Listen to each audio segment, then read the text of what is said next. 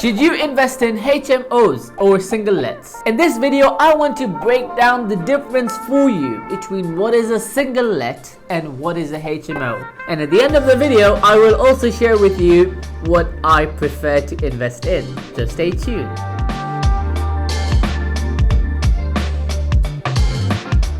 So, a single let is basically when you have one tenant that will rent out your house or your apartment. Could be a family, a couple, where there is just one tenancy agreement between the landlord and the tenant themselves. Your responsibility as a landlord is just to make sure that everything is working perfectly fine for the tenant. If there's any leakages, you need to fix that. If there's damp, you need to fix that. But essentially, when it comes down to any other bills other than maintenance, then it is the tenant's bill. So, for example, electricity, the tenant pays it themselves. Gas bills, the tenant has to pay it themselves. If they want broadband, they gotta pay. If they want TV licensing, they gotta pay. If the water supply usage that they will use in the property, they gotta pay. Council tax, they gotta pay. Essentially, any service that they use inside the property is for them to pay. If they want a cleaner to clean their property, they gotta pay themselves. This is what a single let is. You're paying the maintenance, and of course you have to stay on top of your mortgage payments. If you are a leaseholder rather than a freeholder, you've got to pay service charges as well. Of course, you're going to take out insurance for your property. You're going to have to maintain the roof and all the other things. But generally, it is a lot less work compared to when it is running a HMO. So when you are managing your own single let, it is a lot easier than if you were to manage your own HMO. Of course, just like running a HMO with a single let, also you could expect to get a phone call at night, 10 o'clock or 11 o'clock if the tenant has lost their keys, or if there's a leakage and they do not appreciate your time, and of course it's inconvenient for them. They're going to pick up the phone and call you because they need you to fix it. So it works just the same way in a single let as it would in a HMO. However, for the single let, you could be paying a management fee between 9 to 10% in some occasions, plus VAT, for your managing agent to look after the property for you and the tenant. Now, generally when you're investing in a single let, your whole source of income is dependent on one person, the head of the family, the person who signed the tenancy agreement for you. If the guy has 4 children and his spouse, his wife, and he was the bread earner for the property, if he loses his job, then you as a landlord are kind of in a mess, because your whole source of income was also dependent on that one person who now has lost his job. So now you're in kind of some trouble. You're going to have to evict the tenant or work with the tenant for them to pay some reduced rents, or have to find another way out where you are still losing. That is the disadvantage that comes with running a single let. Generally, investors normally get 6 to 7% net yield cash on cash if they're buying a single let. And you use a mortgage, maybe you might get 12, 13, 14%. Now, let's move on to HMO. What is a HMO? Briefly, a HMO is a house of multiple occupation. Any house that has 3 or more unrelated people living together is considered a HMO. A lot of cities consider that any property that has 5 bedrooms or more, or 5 unrelated people or more living together, then you need a HMO license. If you've got 7 or more unrelated people living together, then you not only need a HMO license, but you also need planning permission, known as sui generis. So there are some regulations around it. Now, before we get further into it, if you are enjoying this content, please smash the like button and do subscribe. As we go further into the idea of what a HMO is, you can already sense there is more regulation into it. There's more work into it. But don't get disheartened yet, because it has more profit, more return on your investments for you. So stay tuned. So briefly, when you have unrelated people living in there, that means each person has their own individual tenancy agreement with you as a landlord or a managing agent who is acting on your behalf. Back to the single let, where if you were renting out your 5-bedroom house to a family of 5 perhaps, let's just take an example where he's paying you £1,000 per calendar month.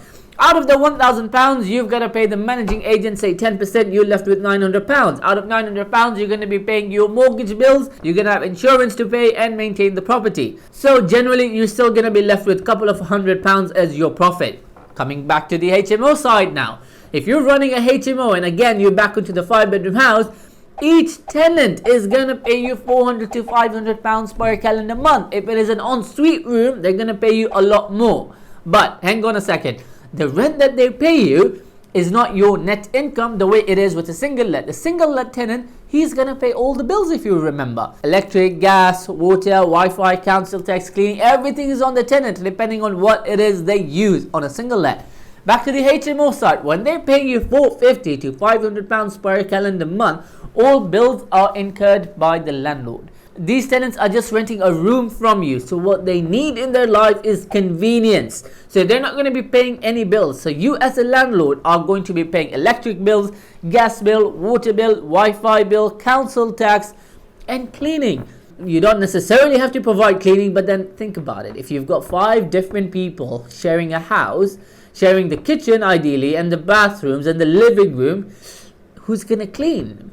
And everyone's going to push the responsibility onto each other, then who is going to be cleaning the property? And then that's going to deteriorate because these tenants are not going to live there forever. They're going to leave after 6 or 12 months, or some occasions 18 months to 24 months, but they will leave. And when they do leave, your property is going to be a mess. So you want to maintain that, so you will be sending in a weekly cleaner.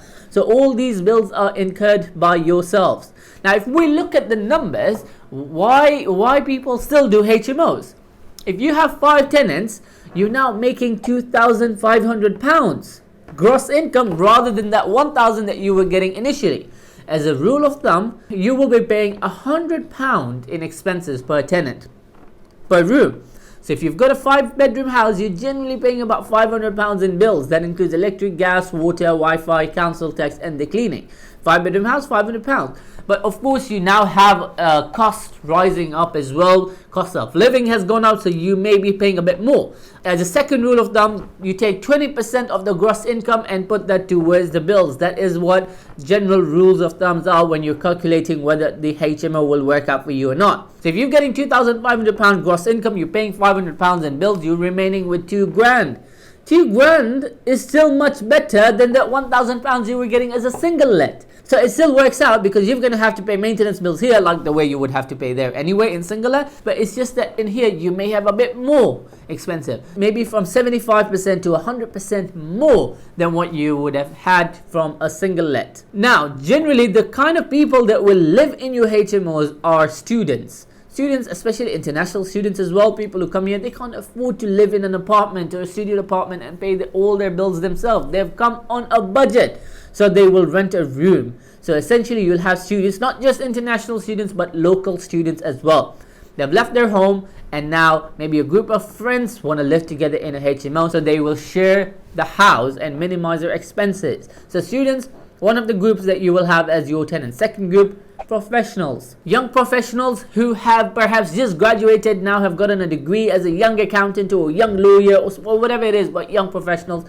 Or third one could just be normal workers, laborers, or anyone with a day-to-day job but is not earning a large amount of money to afford themselves a house or a flat, or even does not have a family and is still single. For these people, because they're on a budget, it's more cost effective for them to live in a HMO than it would be to live in their own house or their own flat. And that's why they're really renting from you a single room. Now, managing a HMO has of course a lot more work than you would in a single let, because in a HMO you're just renting out the rooms. So in this case, you need to make the property in a spec that fits the HMO licensing requirement. For example, each and every bedroom needs to have a smoke alarm. All the doors in the room need to be fire doors. You need to have emergency lighting in the property. You need to have fire risk assessments yearly to make sure that the communals are not blocked and the tenants can vacate in case of a fire. You need to have carbon monoxide detectors and a lot more. There's a full list on your council website that will explain to you what regulations they have if you want to run a HMO. So there is more requirements. A lot of single let agents will not know what the HMO regulations are. So if you are a landlord with a HMO property, you need to get in touch with a HMO managing agent to make sure they do carry out the responsibilities well. So to conclude the video, like I initially promised you, which strategy it is that I actually prefer. Well, truth be told, it is HMOs only. I don't look at single lets at all. Because number one, the risk is too high. The whole source of income being dependent on that one person. A bit too scary, because If that guy loses his job, he's not going to pay me, and then I want to make my mortgage payments, and I don't want to use other sources of income to pay this mortgage payment. A bit too risky. Whereas in a HMO, I've got 5, 6, 7, 8 different people living in that same house. So one person loses their job and cannot pay me, I still have 7 other people who are going to pay me, and I'm going to make my mortgage payments. I don't want to disrupt my relationship with my lender, and I could never miss a mortgage payment, and I want to make my profits as well. So HMOs is the way through, not only because you've mitigated the risk, but also because you will make 75% to 100% more through just running it as a HMO rather than a single house. So if you're a landlord, why would you want to make 6 to 7% net yield on a single let if you could make 11 to 12% net yield on a HMO? And if you were to mortgage that, you're making at least 20% return on your capital employed. So if you are a property investor, you really need to be looking at HMOs or blocks of flats. Like I say, it is my most preferred strategy, and then HMOs and then single lets. So if you have enjoyed this content, please smash the like button, do subscribe, and even let me know in the comment section below what your thoughts are on this topic, and hit the notification bell so you don't miss the next video, and I will see you in the next video.